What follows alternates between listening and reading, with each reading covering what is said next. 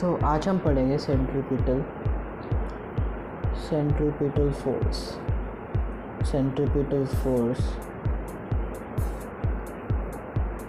तो basically force क्या होती है? फोर्स बाय डेफिनेशन क्या होती है और बाय फॉर्मूला क्या होती है? पहले आपको ये पता होना चाहिए फोर्स बाय डेफिनेशन क्या होती है। फोर्स बाय डेफिनेशन होती है पुश और अ पुल। ये होती है फोर्स बाय डेफिनेशन होती है पुश और अ पुल। और force by formula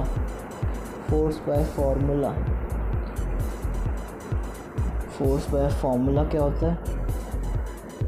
force by formula होता है ma। तो m होता है मास, एक्सेलरेशन ये होता है, a होता है एक्सेलरेशन होता है change in velocity upon time. तो change in velocity upon time, तो चेंज इन वेलोसिटी हो सकता है, वेलोसिटी क्या होता है? वेलोसिटी होता है speed of an object with direction. मैं इसे रेस कर देता हूँ।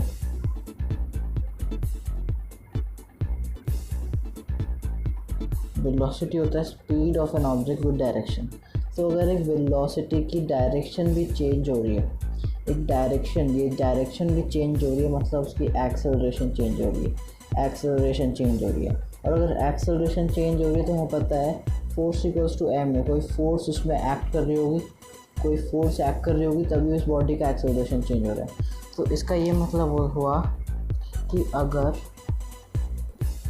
अगर एक ऑब्जेक्ट है उसकी ऐसे मूव कर रहा है, अब उसकी डायरेक्शन चेंज हुई तो मतलब उसने फोर्स एक्सर्ट किया होगा, उसी की वजह से उसकी डायरेक्शन चेंज हुई है। एक फोर्स एक्सर्ट किया होगा तभी उसकी डायरेक्शन चेंज हुई है। मतलब कि हमें एक ऑब्जेक्ट की डायरेक्शन चेंज करने के लिए फोर्स एक्सर्ट करनी पड़ती है, क्योंकि force equals to mass into acceleration. अभी आपको पता चल जाएगा मैं ये सब क्यों समझा रहा हूँ। तो अब आते हैं सेंट्रीपिटल फोर्स के बारे में बात करेंगे। अब सबसे पहले हम इसको एनालाइज करते हैं, जैसे हम हमेशा करते हैं हर टॉपिक पे। पहले हम सेंट्रीपिटल फोर्स को एनालाइज करते हैं। तो होता क्या सेंट्रीपिटल फोर्स? जैसे अब मैं बताता हूँ आपको। जैसे एक ये मास है, वो यहाँ पर है, इस वेलोसिटी से मूव कर रहा है, फिर वो थोड़ी देर बाद ऐसे ही हो रहा है, फिर इस साइड हो रहा है, फिर ऐसे, फिर ऐसे। ओके, ये है मूवमेंट एक सर्कुलर। सेंट्रीपिटल से आपको आ जाना चाहिए सर्कुलर, याद आना चाहिए आपको। सेंट्रीपिटल से सर्कुलर तो सर्कुलर मूव कर रहा है। अगर हम ये सारी वेलोसिटी हैं v याद रखिएगा, ये सारी v इक्वल है। v इक्वल्स टू, इसे v1 कर देते हैं, इसे 2 कर देते हैं, इसे 3 कर देते हैं। तो v1, ये सारे v1 इक्वल्स टू v2। और ये मैं डबल बार्स क्यों बना रहा हूँ? इसका मतलब होता है only magnitude of v1 equals to only magnitude of v2 and hence all of these are equal to v। एक हमने कॉमन वेरिएबल ले लिया। ओनली मैग्नीट्यूड का मतलब इन सब का मैग्नीट्यूड सेम है, मतलब कि इस एरो की लेंथ सेम है पर इनकी डायरेक्शन अलग है। इसलिए अब हम इसको एक वेक्टर ग्राफ बनाते हैं। तो हम पहली वेलोसिटी लेते हैं ये वाली और उसे ऐसे बनाते हैं। दूसरी वेलोसिटी लेते हैं ये वाली, इसको यहाँ पे बनाते हैं। तीसरी वेलोसिटी लेते हैं ये वाली और इसको ऐसे बनाते हैं। तो आप देख रहे हैं इन वेलोसिटी की डायरेक्शन बहुत चेंज है, पर इन सबका मैग्नीट्यूड इक्वल है। अगर हम ये डिस्टेंस निकालना चाहें तो ये क्या होती है? ये होती है एक्सेलरेशन। अब मैं जो पीछे मैंने ये एनालाइज करने के डायग्राम बनाया था, यहाँ वापस से बनाता हूँ।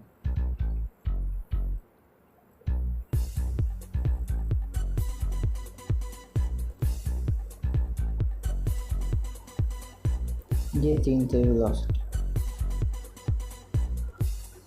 तो मैंने क्या किया था, इन तीनों वेलोसिटी को उठाकर यहाँ रखा था, ठीक है। तो अगर आप देखेंगे अब, तो ये जो होता है ये V1 V2 V3, तो दो वेलोसिटी के बीच में जो लाइन होती है या फिर स्लोप होता है, इसे हम क्या कहते हैं? आपको कोई पता हो तो इसे एक्सेलरेशन कहते हैं। एक्सेलरेशन, दो वेलोसिटी के बीच में डिस्टेंस, क्योंकि बस से डायरेक्शन चेंज हो रही है, एक वेलोसिटी की डायरेक्शन चेंज हो रही है, और कितने से चेंज हो रही है? इतने से चेंज हो रही है, तो एक्सेलरेशन होगा ये वाली लाइन होगी एक्सेलरेशन। ओके, क्योंकि इस वेलोसिटी में मैग्नीट्यूड सेम है पर डायरेक्शन चेंज हो रहा है। मैंने आपको पहले ही बताया था, acceleration is not only the change in magnitude of velocity but also it can be change in direction of velocity. तो वेलोसिटी का डायरेक्शन चेंज हो रहा है, इसलिए एक्सेलरेशन। अगर हम यही उठा के एक्सेलरेशन यहाँ बनाने की कोशिश करें तो ये ऐसे बनेगा, कलर चेंज कर दूँ, ऐसे बनेगा ये इसका, और ये भी फिर है तो ये इसका V1 V2 V3।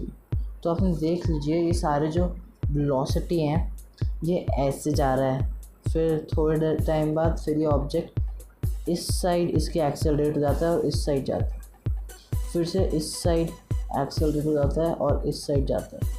तो ये एक्सेलरेट इस साइड हो रहा है, तो मतलब कि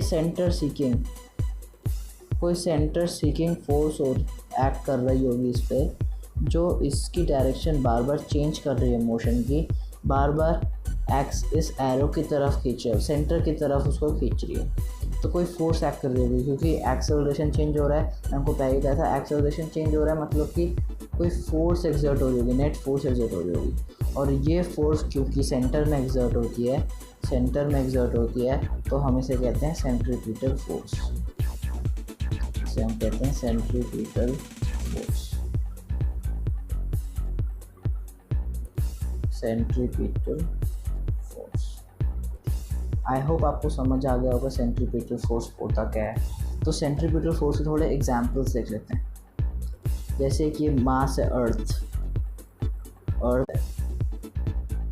ठीक है, और इसका ये और तो मैं पूरा सर्कल बना रहा हूँ पर होता नहीं है ऐसा, थोड़ा ऑर्बिटल होता है। तो ये है उसका ऑर्बिट, ये है orbit. Then I draw another circle, okay, then I draw another circle on this orbit and let this be moon, okay। तो मून पहले ऐसे ट्रैवल कर रहा है, फिर वो ऐसे ट्रैवल कर रहा है, फिर वो ऐसा क्यों है कि वो ऐसे ट्रैवल नहीं कर पा रहा? उसे हमेशा यहाँ टर्न लेना पड़ रहा है। मैं फिर से पूछता हूँ, ऐसा क्यों नहीं है कि वो सीधा यहाँ पे निकल जा रहा है अर्थ की ग्रेविटी से? मैंने बता दिया आंसर। वो क्यों नहीं निकल रहा है अर्थ की ये ऑर्बिट से, और क्यों इस तरफ इंक्लाइंड हो रहा है?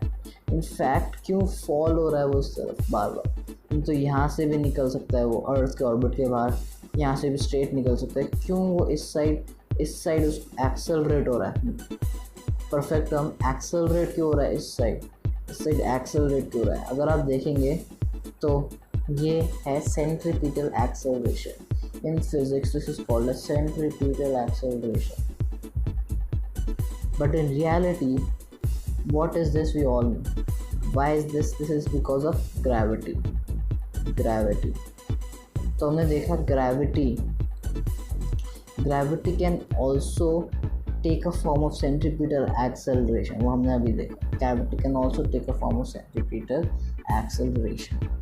और एग्जाम्पल्स हैं, एक मेरी गो राउंड है, ओके,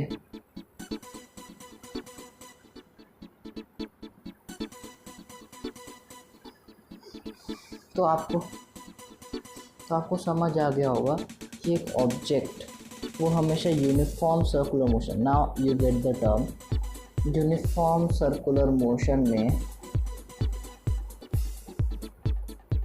मोशन में क्यों मेंटेन रहता है? वो क्यों, उसका उससे बड़ा क्वेश्चन कैसे मेंटेन रहता है?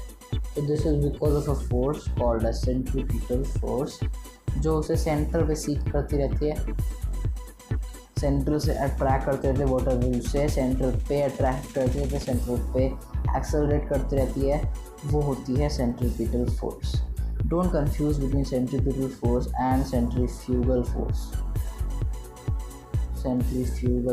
They are both very opposite and they are not very equal. तो इससे कंफ्यूज मत हो जाएगा. तो ये सिर्फ सेंटर सीकिंग फोर्स होती है. हर जगह से सेंटर हमेशा सेंटर की तरफ एक्सेलरेट करती है, तो उसे कहते हैं सेंट्रीपिटल फोर्स. आई होप आपको समझ आ गया होगा. अपकमिंग वीडियो में मैं आपको प्रूफ बताऊंगा सेंट्रीपिटल फोर्स का. मैं आपको बताया था क्या होता है. वैसे एक्सेलरेशन, सेंट्रीपिटल एक्सेलरेशन होता है v²/r और सेंट्रीपिटल फोर्स होता है mv². Very obvious, mv²/r. तो मैं आपको नेक्स्ट वीडियो में प्रूफ बनाऊंगा. Keep tune to my channel, everyone will understand. और आपको नेक्स्ट वीडियो में प्रूफ जल्दी मिल रहा है. So yes, to the next video. Bye bye.